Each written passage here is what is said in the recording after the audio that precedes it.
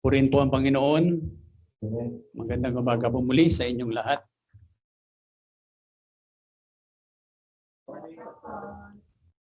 Good morning.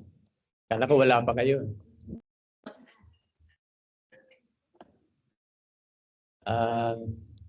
So ngayon po ay patuloy pa rin po nating pinag-aaralan yung sulat nga ni Lucas o yung kanyang ebanghelyo at nasa chapter 1 pa rin po tayo. Ngayon ay nasa verse 67 to 79 na. Last part na po ng chapter 1 na. Okay? So dito po sa ating pag-aaralan ngayong umaga ay makikita po natin na awit muli, pangalawa sa awit, 4 po kasi yung awit na mapag-aaralan natin dito sa sulat ni Lucas. At ito na po yung pangalawang awit. At dito po sa pangalawang awit na ito ay makikita muli natin yung papaliwanag o paglalarawan ni Lucas sa pamagitan nga ng mensahe na galing sa awit ni Zacarias, na may kinalaman pa rin po ito sa buhay o ministeryo ng ating Panginoon at tagapagligtas na si Jesucristo. So, naalala nyo na pag-aralan na rin natin yung awit ni Maria noong mga nakaraan.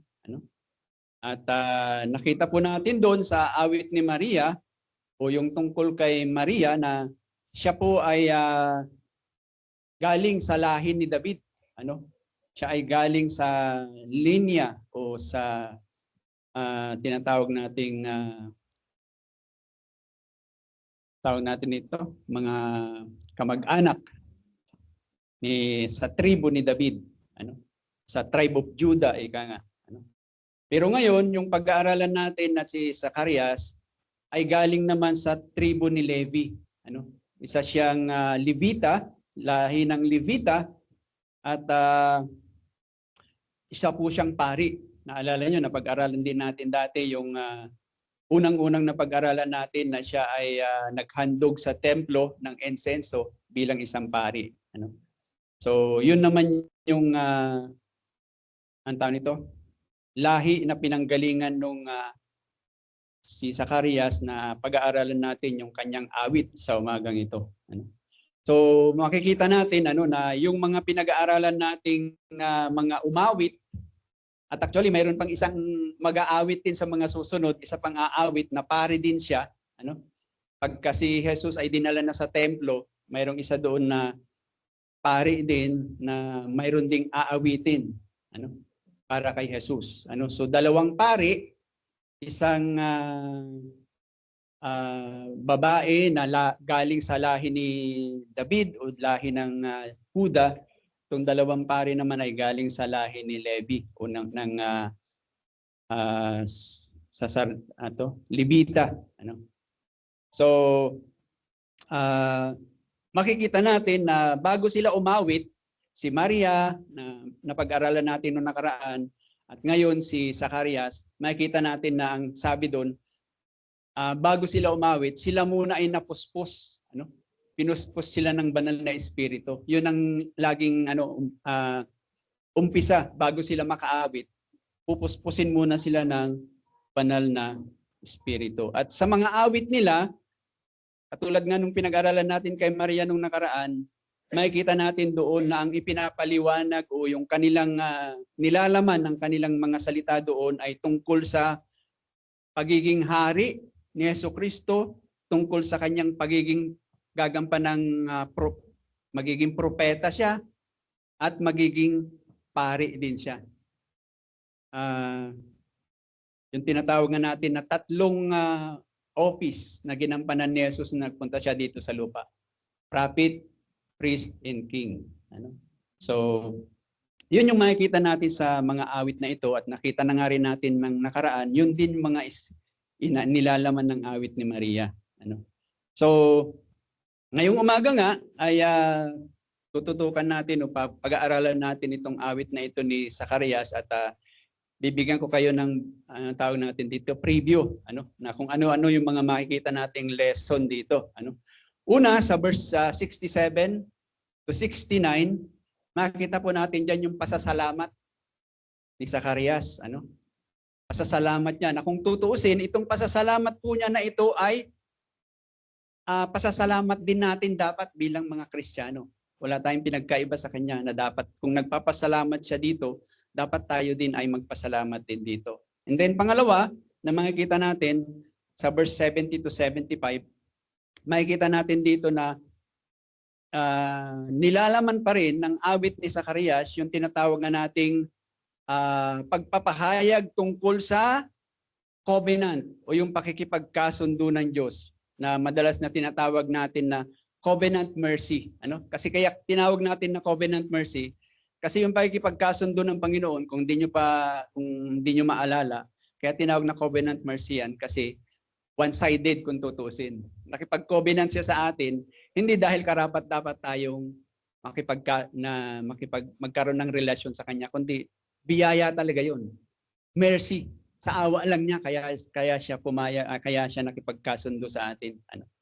So, na ito nga ay itong pakikipagkasundo na ito ay sinasabi nga o makikita natin mamaya na ito ay pagtupad kung tutuusin ng Diyos sa kanyang pangako.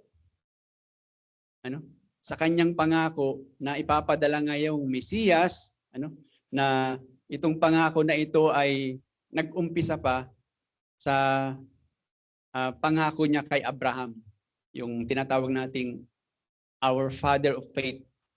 Siya yung unang mananampalataya na tinawag na nananampalataya sa Panginoon. And then sa pangatlo, verse 76 to 79, makikita natin dito yung propesiya tungkol kay John na anak nga ni Zacarias, na kung ano yung kanyang gagampanan. Ano yung gagampanan ni John the Baptist na ministeryo dito sa lupa na sa pagtawag sa kanya ng Diyos. Ano ba yung kanyang mga tawag natin dito, responsibilidad bilang lingkod ng Diyos. Okay?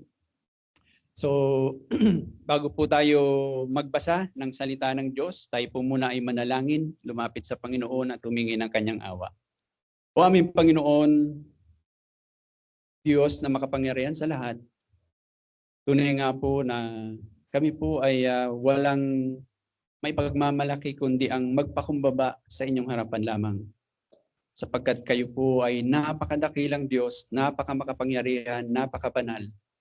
At lahat ng iyan ay nasa kabaliktaran po kami, na kami makasalanan, na nananangan lamang Panginoon sa inyong kaawaan upang makagawa po kami ng inyong ikalulugod.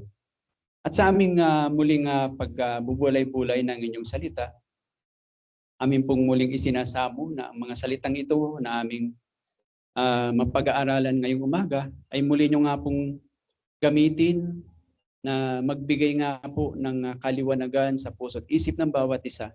At sa bawat isa na makakarinig ay magbigay din ito, Panginoon, ng kalakasan, magbigay ito ng pagnanais na isabuhay, Panginoon, ng mga katotohanan. At kung may mga kailangang baguhin, ay mabago din po kami, Panginoon, para sa inyong kaluwalhatian lamang. Pinagkakatiwala nga po namin ang lahat ng ito sapagkat alam namin na kung hindi kikilos ang inyong banal na espiritu, ay magiging baliwala po ang aming pagtitipon na ito. Kaya patuloy namin isinasamo ang inyong banal na espiritu na siya nga pong manguna sa aming kalagitnaan ngayon. Ganon din sa akin, Panginoon, sinusuko ko sa inyo ang aking sarili na ako po'y gamitin nyo para sa inyong kaluwalhatian lamang. Kung aming dalangin sa ngalan ng inyong anak na si Jesus. Amen. Okay. So dito na nga po tayo, yung tawag natin ito. Pagtunghay muli sa Ebanghelyo ni Apostol Juan. Okay? At para mas ma-appreciate po natin itong awit na ito ay anyways, babasahin pala muna natin. Bago ko ibigay yung patuloy na introduction. Buksan natin yung ating hawak na Biblia sa aklat nga po ni Lucas chapter 1. Lucas chapter 1 verse 67 ang umpisa ngayon hanggang 79. Pakinggan po natin ang dalisay at salita ng ating Panginoon. Si Zacarias na kanyang ama ay napuno ng Espiritu Santo at sinabi ang propesiyang ito. Purihin ang Panginoon, ang Diyos ng Israel, sapagkat kanyang dinalaw at tinubos ang kanyang bayan at nagtaas ng isang sungay ng kaligtasan para sa atin sa sambayanan ni David na kanyang lingkod. Gaya ng sinabi niya sa pamamagitan ng kanyang mga banal na propeta mula noong unang panahon, upang tayo ay maligtas mula sa ating mga kaaway at mula sa kamay ng lahat ng mga napupuot sa atin, upang ipakita ang habag sa ating mga magulang at alalahanin ang kanyang banal na tipan. Ang pangakong sinumpaan niya sa ating amang si Abraham na ipagkaloob sa atin na tayong iligtas mula sa kamay ng ating mga kaaway, ay maglingkod sa Kanya ng walang takot. Sa kabanalan at katwiran sa harapan niya sa lahat ng ating mga araw.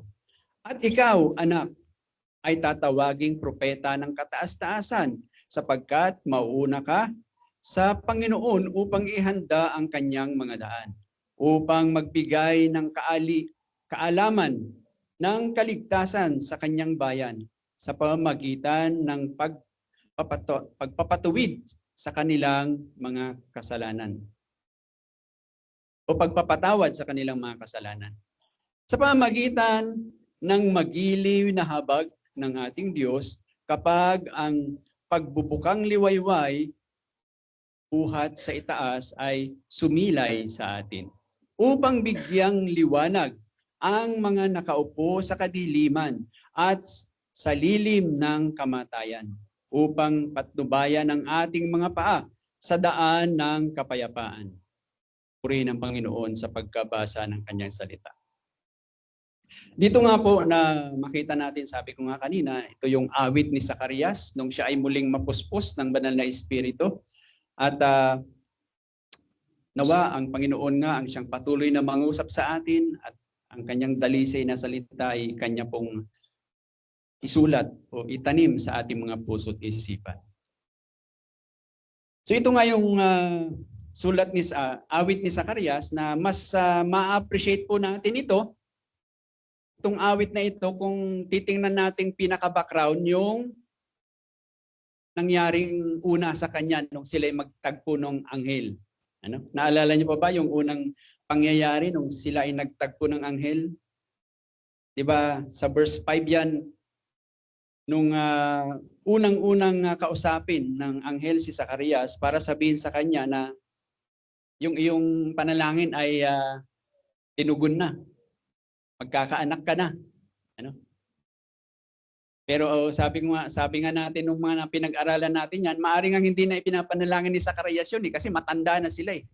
Matagal na nilang ipinapanalangin at baka kinalimutan na, pero bigla-bigla ginulat siya ng balita na ang sabi ng anghel ay magkakaroon na kayo ng anak. Ano? At alam natin yung nangyari, kung natandaan nyo pa, na sa pangyayaring yun, nagulantang si Zacarias. Kasi sabi nga niya, matanda na ako, matanda na rin yung asawa ko eh. At sabi niya, paano ako makakasiguro na totoo yung sinasabi mo? So ano yung sagot ni Gabriel sa kanya? Anong sagot ng anghel? Sabi ng anghel, sinasabi ko sa iyo, maniwala ka at nakakasiguro ka sa balitang ito kasi ako si Gabriel. Di ba? At hindi lang yun, kundi ang sabi pa niya, bukod sa ako si Gabriel, kaya mapapatunayan ko sa iyo na totoo yung sinabi ko, sigurado yan, dahil simula ngayon, hindi ka na makakapagsalita. makakapagsalita ka lang ulit pag lumabas na yung ipinangakong, sinabi ko sa yung magiging anak mo. Ano?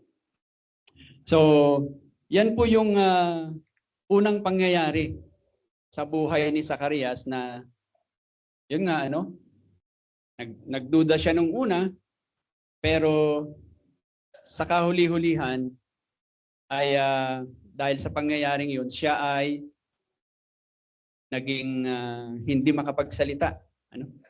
Biglang walang masabi na kung tutuusin, proud daddy dapat siya, pero hindi niya naisigaw, ika nga, na siya ay di ba? Tatay na ako, hindi na niya nagawa yun. Kasi hindi na siya makapagsalita. So, alam natin na bagamat sinabi nga nung una na sila ay mga godly couple. Makadiyos talaga sila. Kilala silang makadiyos. Pero yun yung kanilang pinagdaan ng masasabi nating tragedy. Na sila hindi nagkaanak ng matagal na panahon at akala nila hindi na, pero bigla pa lang babaguhin ng Diyos yung kanilang kasaysayan o kalalagayan. At ang sabi pa nung anghel, bukod sa anak mong yan, hindi lang basta ordinaryong anak yan. Kasi yan yung, sabi ng anghel, ipinangako na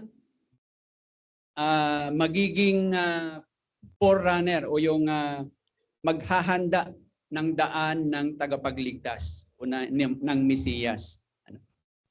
So yun yung sinabi sa magiging anak ni Zacarias. At ito na nga, yung sinabing yun kay Zacarias ay hindi niya mapaniwalaan. Pero sabi nga natin, kahit hindi niya pinaniwalaan, nangyari pa rin. At yung pangyayaring iyon, ito na ngayon. Yung nangyari sa kanya, naalala nyo last week, pinag-aralan natin yung pagka-panganak kay John the Baptist. Di ba? Naalala nyo ba? At doon din nag-umpisang makapagsalita na muli si Zacarias. Na after ng, sabi nga natin, 9 months na siya ay dumanas ng ganong pahirap, sabihin na lang natin, o kahirapan ng kanyang buhay, na dati normal siya nakakapagsalita, biglang hindi na nakakapagsalita, pinago siya ng Diyos. Yung kanyang kawalan ng pananampalataya na nagtatanong siya kay anghel, paano mangyayari? Nung pangyayaring yun, na ipanganak na si John the Baptist, ibang-iba na siya. Diretsyong-diretso na siya. Ano magiging pangalan ng anak mo? Juan. Wala nang tanong-tanong. Hindi niya sinabi na, Juan daw, sabi ng anghel, hindi. Sigurado na siya, Juan. Okay? Yun yung nangyari sa kanya. And then after that, sabi doon sa verse 64, kung naalala nyo pa, after na sabihin niya na, diyan ang pangalan niyan. Sabi doon, biglang nabuksan ang kanyang dila. Naalala niyo pa yon? And then sabi doon, nung nabuksan ang kanyang dila, ano yung mga salitang sinabi doon na lumabas? Sabi doon, siya ay salita ng mga papuri sa Diyos. Di ba? Hindi niya sinabi na, tatay na ako, lumabas na. Hindi, wala yun. Kundi sinabi niya, papuri, mga papuri sa Diyos. At ito na ngayon yun, yung mga sinabi niyang mga papuri, atin pong pag-aaralan. Na pagkatapos na siya ay mapuspos ng banal na Espiritu, siya ay nagbigay ng papuri sa Diyos. Pagkatapos na masaksihan na niya talaga yung pangako ng anghel o pangako ng Diyos sa pamamagitan ng anghel na magkakaanak nga sila, lumabas na nga, eto na. Hindi na niya mapigilan yung kanyang sarili at sumigaw na siya in a way ng mga papuri sa pamamagitan ng tinawag nga nating awit. At ano-ano po ang mga makikita natin dito? Una po sa verse 67, kung sa inyong mga hawak na Biblia, balikan po natin muli. Verse 67 ng Lucas chapter 1. Ano po yung unang-unang makikita natin sa awit na ito ni Zacarias 67 to 69? Sabi niya dito, si Zacarias na kanyang ama ay napuno o napuspos ng Espiritu Santo at sinabi ang mga propesiyang ito. Purihin ang Panginoon, ang Diyos ng Israel, sapagkat kanyang dinalaw at tinubos ang kanyang bayan at nagtaas ng isang sungay ng kaligtasan para sa atin sa sambayanan ni David na kanyang lingkod. Unang-una makikita po natin dito yung tinatawag nga po natin na papuri o pasasalamat ni Zacarias, yung sobra-sobrang pasasalamat niya. Ang tanong, ano yung pasasalamat niya? Makita ba natin dito na salamat na lumabas na yung anak ko. Salamat na nagkaanak na rin ako pagkatapos ng mahabang panahon. Wala pong ganon. Kundi ano po yung pinagpapasalamat niya? Nagpapasalamat siya kasi yung paglabas ng kanyang anak ay ang patunay na tinutupad na ng Diyos yung kanyang pangako. Pangako ng pagtubos. Nagpapasalamat siya kasi sa pamamagitan ng paglabas ng kanyang anak, ito ay patunay na ang Diyos ay ang Diyos ng, tawag nga natin yung ating aawitin mamaya, amazing grace. Ang Diyos ng sobra-sobra sa kaawaan. Siya ay talagang, kumbaga, hindi niya tawag natin dito? Hindi niya mapigilan yung kanyang pagpupuri sa Panginoon dahil sa alam niya na ito na yun. Ito na yung pagtupad ng Diyos ng kanyang pangako. Ito na yung ipinangako ng Diyos nung una pa sa aming mga ninuno. Di ba? Na kanya nang gagawin ang pagliligtas. Na kumbaga, matagal na pangako na ng Diyos yun, unti-unti niyang binuksan, kumbaga, pero ito na ngayon yun. Ito na yung pagbukas talaga. Na gustong ipagsigawan ni Zacarias. Parang yung unang balita na pagkakaroon siya ng anak, parang natabunan siya ng balita na yon. Pero pagkatapos na siya ay binago ng Panginoon, ito ngayon, kumakawala na siya. At gusto niyang ipagsigawan ang katotohanan na yun. Na kung tutuusin mga kapatid, itong ipinagpapasalamat o inaawit ni Zacarias na ito tungkol sa pagliligtas ng Panginoon, tungkol sa pagtubos ng Panginoon na tinatawag nating amazing grace, pagpapakita ng amazing grace ng Diyos, ay marapat lang din na lahat tayong mga mananampalataya ay magpasalamat din, magpuri din, magpasalamat at papurihan din natin ang Panginoon. Ewan ko kung kayo, pagka naaalala ninyo, na ang isang taong tulad, halimbawa ako na lang, sample ko yung sarili ko. Sa tuwi-tuwi na po mga kapatid, na pag-iisip-isipan ko o kaya binabasa ko, pag napapag-aralan ko sa Bible, tulad nga ngayon, nakikita ko, yung pagtubos na ginawa ng Diyos sa isang taong tulad ko. Pag naalala ko yung sobra-sobrang biyaya at awa ng Diyos, yung nabanggit nga rin ni Brother RB kanina na karapat-dapat kasi sa atin ay itapon sa impyerno eh. Karapat-dapat sa atin ay kapuutan ng Diyos eh. Naalala niyo pa ba yun? Pero ano ang ginawa ng Diyos? Tayo ay kanyang tinubos. Tayo ay kanyang iniligtas. Tayo ay kanyang kinaawaan. Pag binubulay-bulay mo yung katotohanan na yun, at ikaw ay mananampalataya. Binabanggit ko pa nga lang, tumitindig na yung balahibo ko. Parang nararamdaman kong nakinikilabutan ako. Dahil nga sa awa ng Diyos na yun. So yun po yung dahilan, kaya itong si Zacarias ay labis-labis na nagpapasalamat na kung tutuusin, magsisigaw na siya sa kanyang sobrang pasasalamat sa Panginoon dahil nakikita na niya, ito na yun ang pangako ng Diyos ng pagliligtas. na alam niya na yung mga taong ililigtas ng Diyos katulad niya ay mga taong hindi naman karapat dapat iligtas. Ano? Kaya nga ang tawag doon sa ginagawa o ginawa ng Diyos na pagliligtas ay amazing na biyaya. Ano? Sobra-sobrang biyaya na kung tutuusin, kulang yung salita natin para ipaliwanag yun. Na dito makikita natin yung tawag natin dito. Sinasabi nga ni Zacarias, kung tutuusin, ito pong pangakong ito na tinutupad na ng Diyos sa kanyang paningin, sa kanyang panahon, ano? At sa pamamagitan may gagampanan pang tungkulin yung kanyang anak sa pagtupad ng Diyos sa kanyang pangakong ito. Ano? Dahil siya ngayon maghahanda sa daan ng tagapagligtas. Ay makikita natin na ito po ay tungkol talaga sa gawain ng Diyos. Ano?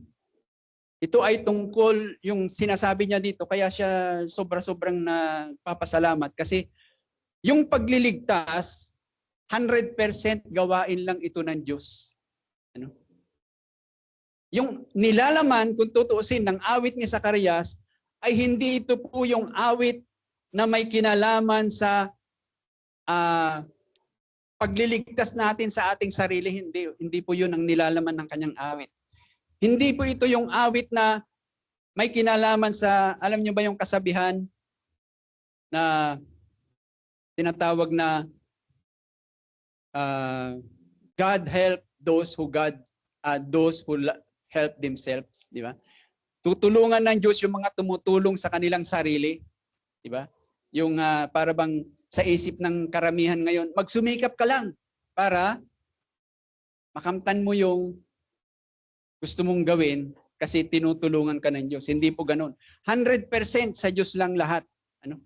100% gawa lang lahat ng Diyos ito. Yung tinatawag nating God-centered, God-focused, ano? Lahat ay gawain ito ng Diyos. Ano? Hindi po ito gawain ng wala po tayong bahagi sa gawain na ito. So, bukod pa doon, mayroon pa siyang sinabi dito sa verse 69, ano? At nagtaas ng isang sungay ng kaligtasan para sa atin sa sambayanan ni David na kanyang lingkod. Okay. Ano yung sinasabi dito? Kung maalala nyo, si Haring David, pinangakuan ng Diyos. Ano yung ipinangako ng Diyos kay Haring David? Naalala nyo ba? Ang sabi ng Diyos kay Haring David, kung may ipinangako kay Abraham, mayroon din pong ipinangako kay David. Ano yung pangako? Kasi si David hari, di ba? Ano yung pangako ng Diyos? Hindi mawawala ang iyong lahi sa trono. Maghahari ka magpakailanman. Yun yung pangako ng Diyos kay Haring David. Naalala niyo ba yun? Lahat sa buong, forever ang iyong lahi ay mananatili sa trono. Kaya lang, ang problema, alam niyo ba yung nangyari sa kasaysayan ng Bible? Pagkatapos na maghari si Haring David, pagdating ng 586 BC, bago dumating si Kristo, alam niyo ba ang nangyari? Nawala na ang lahi ni David sa trono. Bumagsak ang trono ni Haring David. At simula nung bumagsak na yon, ano? Mayroong mga pagkakataon na ang bayan ng Diyos o yung Israel o yung mga Israelita ay inaalipin pa ng ibang bayan. Ano tawag natin dito? Sinasakop sila, dinadala sila sa kanilang bansa. Sa Babylonia, ano? Para maging alipin. Hanggang sa panahon ng Bagong Tipan. Sinong umaalipin sa kanila nung panahon ng Bagong Tipan? Mga Romano. Di ba? So, sabi nga, kung yung mga scholars, mga nasa 600 years daw na ganyan yung kalalagayan. Pagkatapos na bumagsak ang trono ni Haring David, 600 years na nanatili sila sa pagkaalipin sa iba't ibang bansa. At nung panahon ng Bagong Tipan, sila ngayon ay alipin ng mga Romano.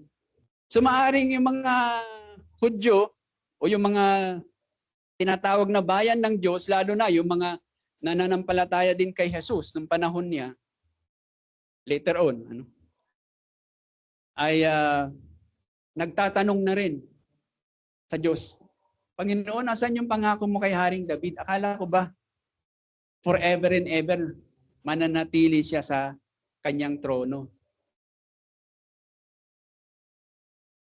Darating pa ba yun? Babalik ka pa ba para ibalik si David sa kanyang trono? Kaya nung nakita ni Zacarias at kanyang ipinopisay na ito na yun. Ito na yung nasa lahi ni Haring David na uupo sa trono ng Diyos forever and ever. At sino yun? Ang Mesiyas. Na yung Mesiyas na yun, yun yung ipaghahanda ni John the Baptist na kanyang anak. Ipaghahanda niya ng daan sa kanyang pagdating. Diba? So,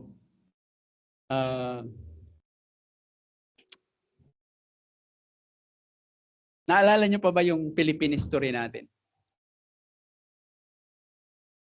Di ba mayroon din tayong sa kasaysayan natin ng pagkaalipin, mayroong pagkakataon na mayroon tayong iniintay na bumalik para talunin yung mga Hapon na umaalipin sa atin. Sino yun? Si MacArthur. Di ba? Umalis daw siya ng 1942.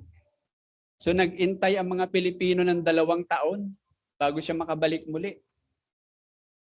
Ewan ko kung mayroon kayong nakakwentuhan. Yung tatay ko kasi medyo may mga ikunikwento siya sa akin na kunento daw ng mga tatay din niya, mga lolo niya tungkol sa World War.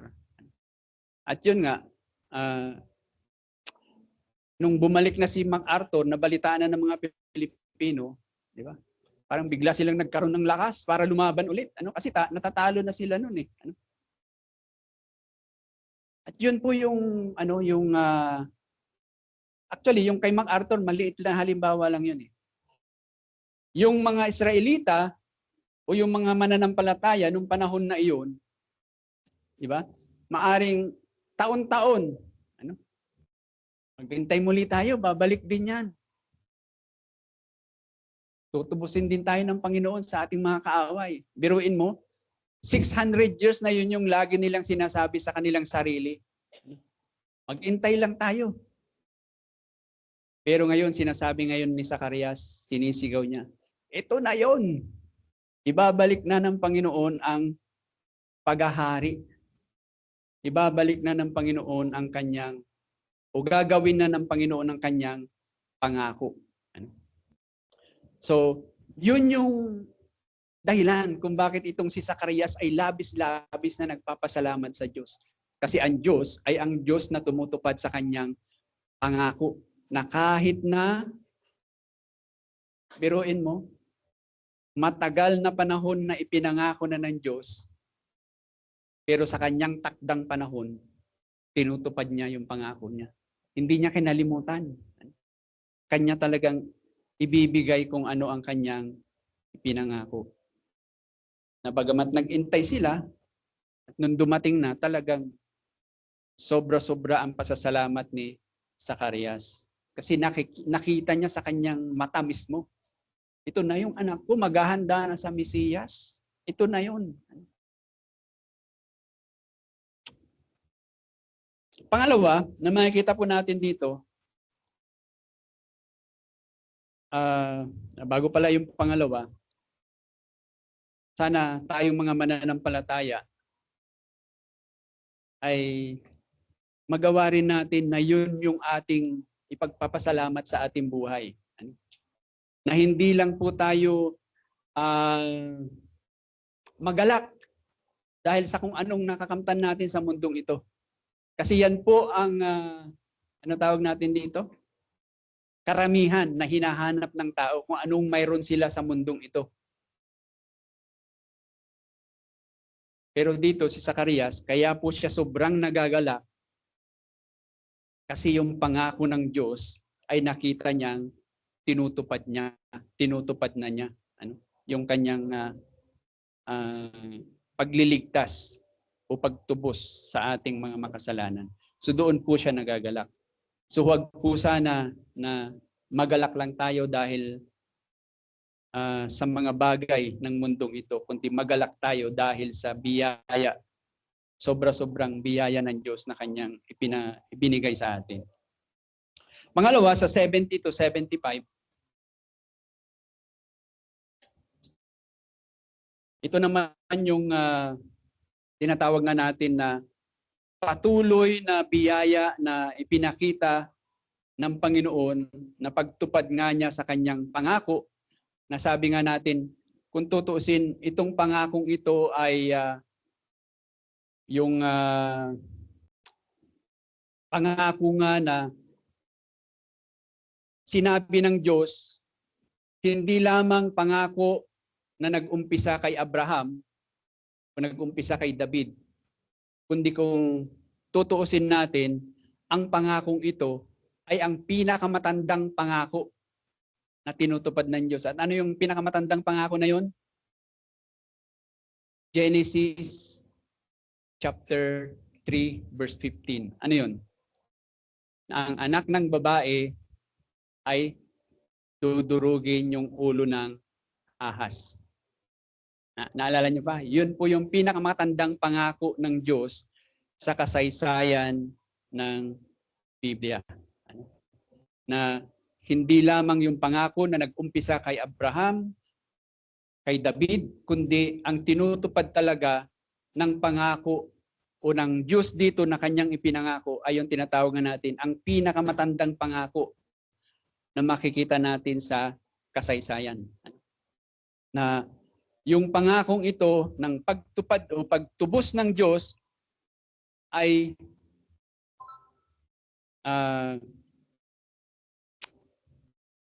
ito din yung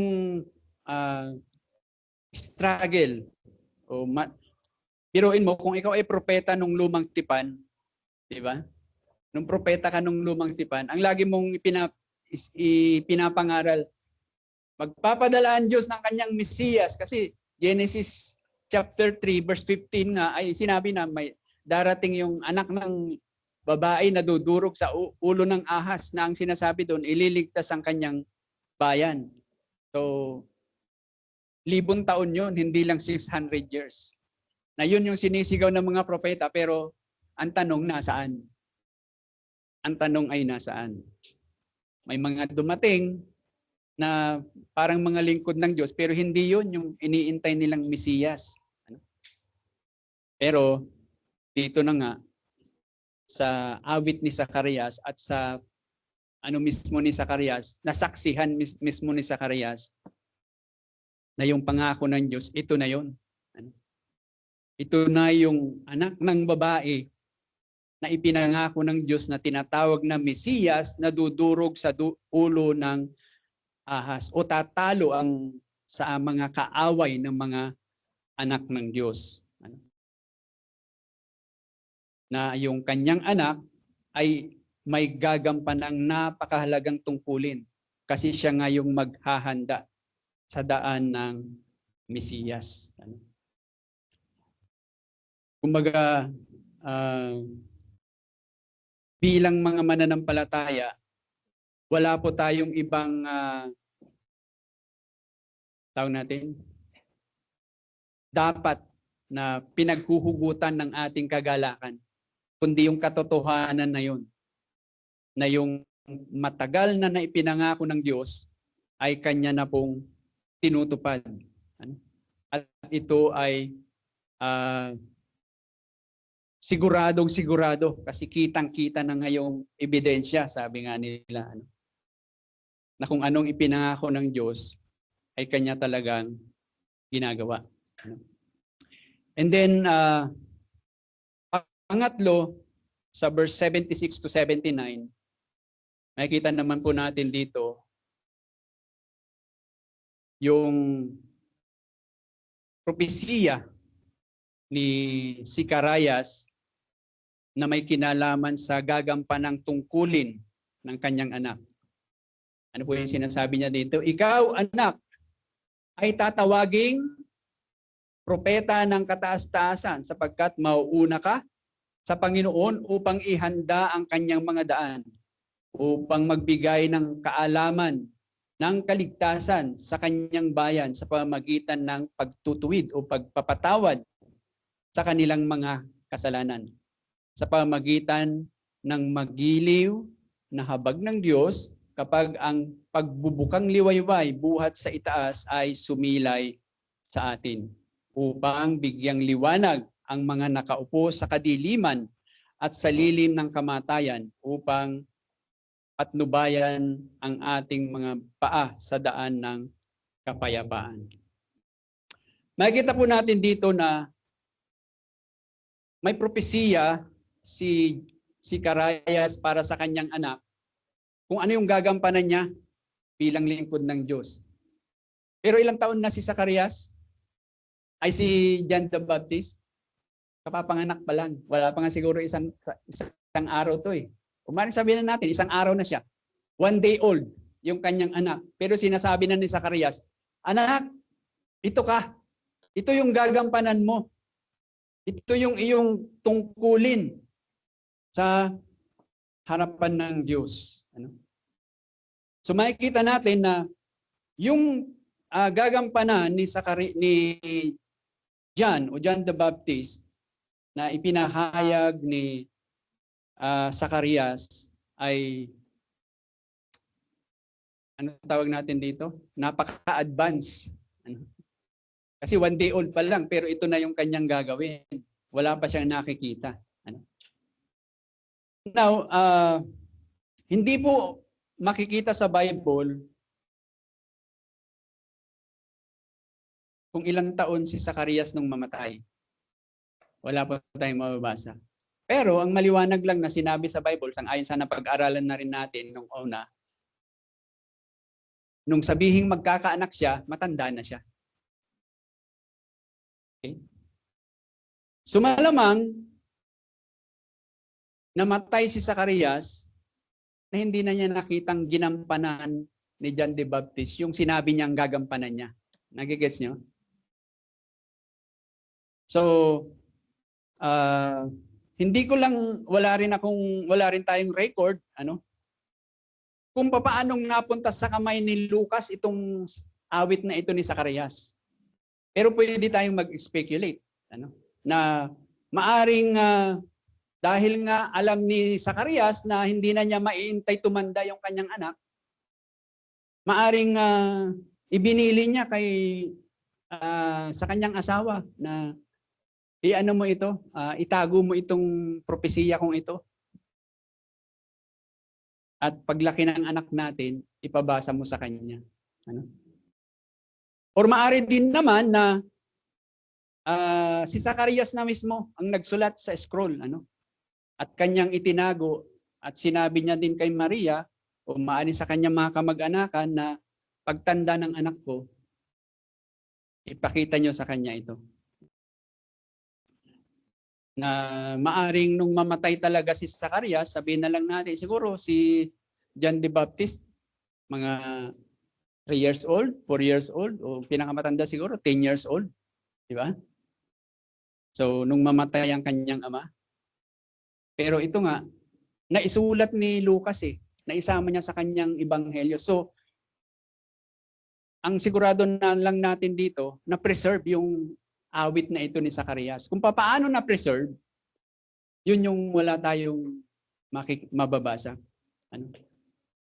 Pero yun nga, ang makikita lang natin dito sa awit na ito ni Zacarias ay ito ay isang panalangin ng isang ama na makadiyos, ama na nagmamahal sa Diyos at nagmamahal din sa kanyang anak. Na kumbaga makikita natin dito na nung lumabas yung anak niya sa mundong ito, nanalangin siya na yung nilalaman ng kanyang panalangin kung tutuusin ay parang hinugot sa Biblia. Yung nilalaman ng kanyang panalangin ay nakapaloob talaga sa banal na kasulatan. Hindi pa nangyayari mangyayari pa lang 'yon. Dahil makikita po natin na sa mga sulat ni Mateo at saka sulat ni John, mamaya titingnan natin 'yan, na yung mga sinabi ni Zacarias sa kanyang anak kahit na 1 day old pa lang ay talagang naisulat po sa Bible. So ano tawag natin dito? Maaring yun lang ang ginawa ni Zacarias, na binili niya sa asawa niya na yung kanyang mga propesiya ay itago para mabasa ng kanyang anak o kaya sa kanyang mga kamag-anakan. And hindi rin makikita sa Bible, pero maaring dahil nga na-preserve, isang araw nabasa ito ni John nung malaki na siya. At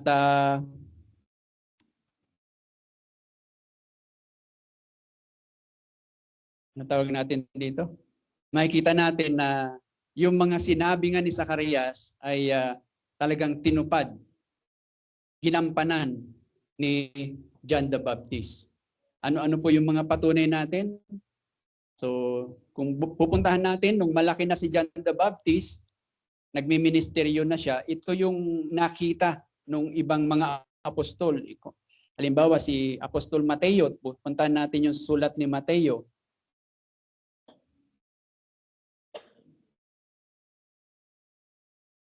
Mateo chapter 3, verse 3. Ano yung sinabi ni Mateo na nakita niya na ginagawa ni Juan sa kanyang ministeryo? Sabi ni Mateo, sapagkat siya ang tinutukoy sa pamamagitan ng propeta o propeta Isaias ng kanyang sabihin ang tinig ng isang sumisigaw sa ilang.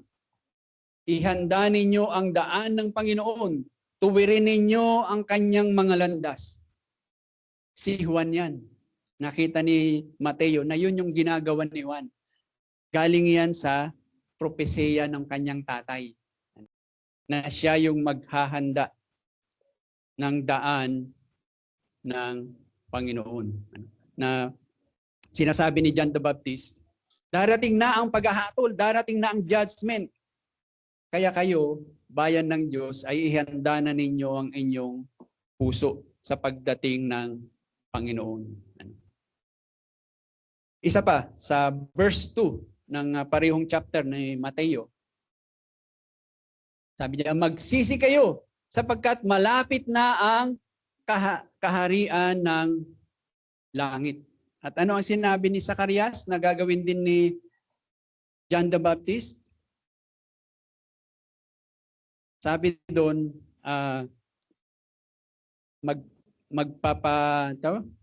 magpapahayag si John the Baptist ng yung repentance, yung ano ba yung Tagalog? Pagsisisi sa inyong mga kasalanan. Alam nyo, yung forgiveness at saka repentance o yung pagpapatawad at saka pagsisisi, kambal po yan, hindi pwedeng maghiwalay yan. Hindi ka pwedeng mapatawad kung hindi ka nagsisisi. Bago ka mapatawad, mayroon munang pagsisisi. So yan po ay sinabi ni Zacarias, nagagampanan ng kanyang anak. At nakita ni Mateo, pinapatotohanan ni Mateo, na ito nga ang ginagawa ni John the Baptist. Yung nagpipreach din siya ng proclamation of repentance for the forgiveness of sin. At yung isa pa sa aklat ni John chapter 1 verse 21, tingnan din natin. John 1:21.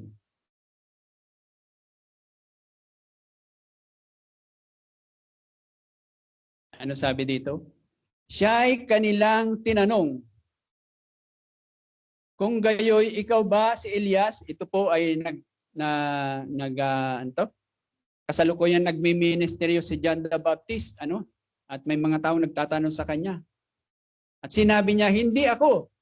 Ikaw ba ang propeta? At sinabi niya, hindi. And then sa Dali ah. Sino ka? Bigyan mo kami ng sagot. Ano? Sabi niya, ako ang tinig na sumisigaw sa ilang. Tuwirin ninyo ang daan ng Panginoon, gaya ng sinabi ng propetang si Isaias. Okay. Tapos sa verse 25, siya tinanong nila kung sino, kung gayoy, bakit ka nagbabautismo kung hindi ikaw si Kristo at si Elias o ang propeta? Siya sumagot. Sabi niya, ako'y nagbabautismo sa tubig sa gitna ninyo. May isang nakatayo na hindi ninyo kilala na paparitong kasunod ko. Hindi ako karapat-dapat, sabi niya, magkalag ng panali ng kanyang sandalyas. Ang mga bagay na ito ay nangyari sa Bitanya. Okay? At sa verse 29, kinabukasan, sabi diyan, nakita ni John si Jesus na lumalapit sa kanya habang nagbabautismo siya. At ano ang sinabi ni John? Narito ang kordero ng Diyos na nag-aalis ng kasalanan ng sanlibutan. Okay. Ano yung isa pang ipinapahayag ni John the Baptist na sinabi rin ni ng kanyang ama?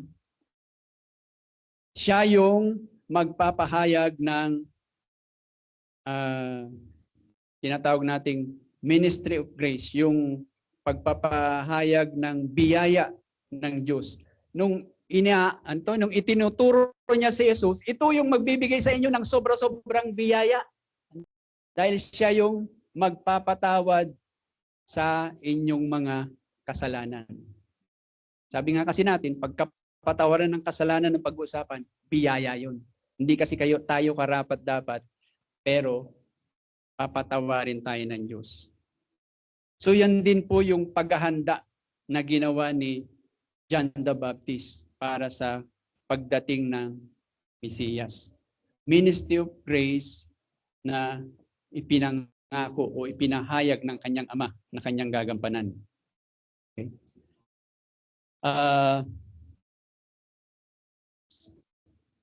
Ang tawag nito?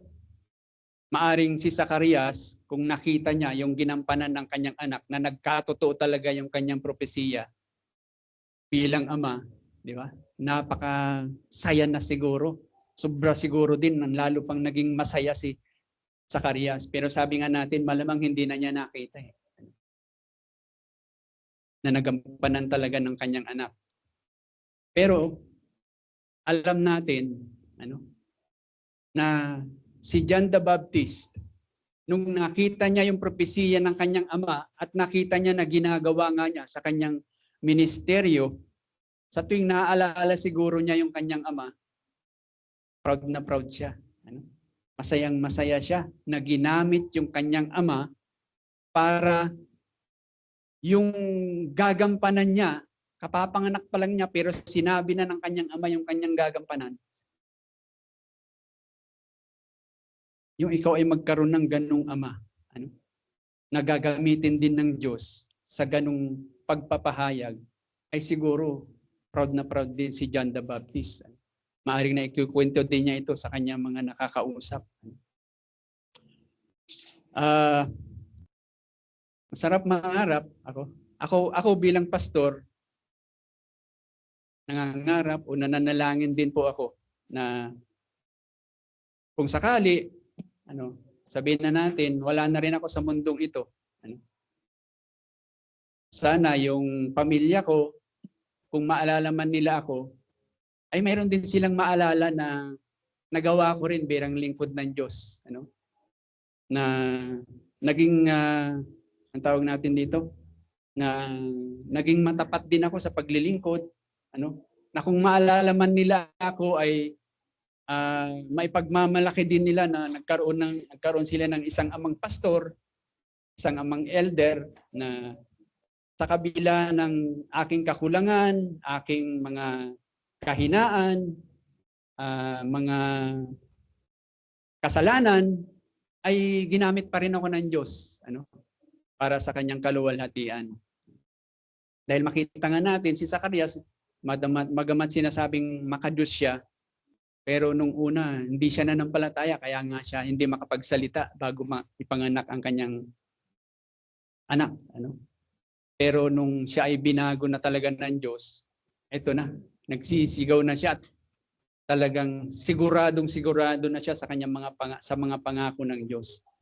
At kung maalala ito o mabasa ito ni Juan, yung ginawa ng Panginoon sa buhay ng kanyang ama, sa tuwing naalala niya siguro yung kanyang ama ay nagpapasalamat din siya sa Diyos. And sabi ko nga, sana mayroon din akong maiwang ganyang alaala. Hindi lang sa aking pamilya, kundi sa iglesyang ito, sa inyong mga kapatid. Na kung wala na ako, ay maalala nyo na si Pastor, ginamit yan ng Panginoon. Isang araw, ay may ginamit siya ng Panginoon na nagbigay ng mensahe na nagpalakas sa akin o nagpalago sa aking pananampalataya.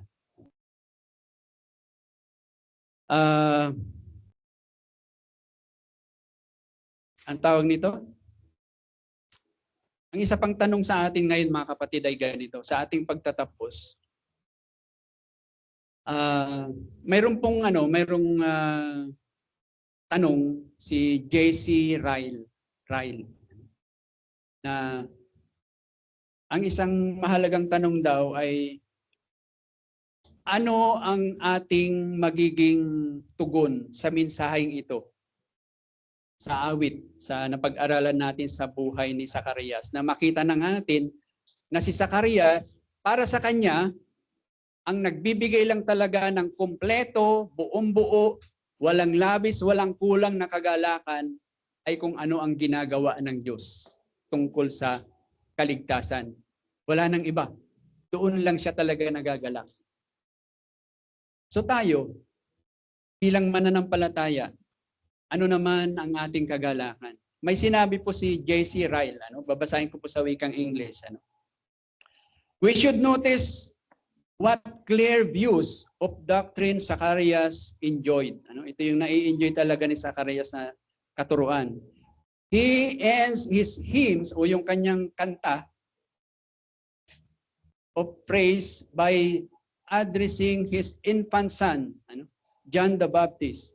He tells him that he shall go before the face of Messiah and give the knowledge of salvation that he is about to bring in. A salvation which is all of grace and mercy. A salvation of which the leading privilege are the forgiveness of sins, light, and peace. So ang tanong, ito din ba yung nai-enjoy natin sa ating buhay? So sana mga kapatid, huwag nating hayaan na mag-enjoy lang tayo sa mga bagay ng mundong ito. Kundi sana ang unang-una din nating gawing kagalakan ay yung naranasan na talaga natin yung privilege na ito ng tinatawag na pagtubos ng Diyos at pagpapatawad ng Diyos sa ating mga kasalanan. Na talagang tayo ay inalis na ng Diyos. Yung sabi kanina dito, sa kadiliman. At tayo ay inilipat na sa liwanag. Na tayo, pagharap natin sa Diyos, ay hindi na ang galit ng Diyos ang ating tatanggapin. Kundi tayo ay may kapayapaan na sa pagharap natin sa Diyos. Alam nyo, kahit maging church member pa man tayo, kahit yung mga sakramento natin ay i-recite natin ng paulit-ulit, hindi po tayo maliligtas doon. Kundi ito lamang po ang ang tunay na kaligtasan natin. Yung maranasan natin ang amazing grace ng Diyos na ipinoprovide po niya sa atin na mga nananampalataya kay Kristo, na sa pamamagitan lamang ng ating pananampalataya sa ating Panginoong Hesus ay makakamtan natin ang tunay na kaligtasan, na tinatawag ng pagpapatawad sa ating mga kasalanan upang tayo ay lumipat sa kaliwanagan na galing tayo sa kadiliman. So isa pong nakakatakot na kalalagayan, mga kapatid, kung tayo ay manatili lamang na nakatuon sa mga bagay ng mundong ito. At kalimutan na natin yung dakilang pribilehiyong ito na tayo ay may kapayapaan sa Diyos. Na ito nga ay nakakamtan natin sa pamamagitan ng pananampalataya lamang sa ginawa ng ating Panginoong Hesus upang tayo patawarin sa ating mga kasalanan. May God grant that all of us would know the eternal peace through trusting in Christ for the forgiveness and salvation as He is offered in the gospel. Amen. Tayo po'y manalangin.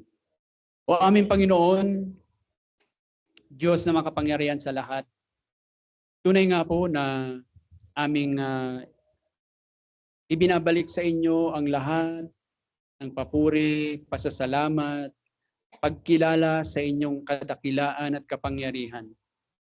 At kaawaan nyo nga rin po kami na tunay nga pong ang amin talagang ikinagagalak sa buhay ay ang katiyakan na ikaw ang aming Diyos na nangako at tumutupad sa iyong mga pangako, lalo na nga po sa pangako ng kaligtasan para sa amin na mga makasalanan, na kami ay pinipigyan nyo ng pananampalataya sa ginawa ng aming Panginoon sa krus ng Kalbaryo na tinatawag po naming Ebanghelyo. Kaawaan niyo po kami na patuloy nga pong lumago sa aming pagkakilala sa inyo. Ito po ang aming dalangin ngayon sa ngalan ng inyong anak na si Jesus. Amen.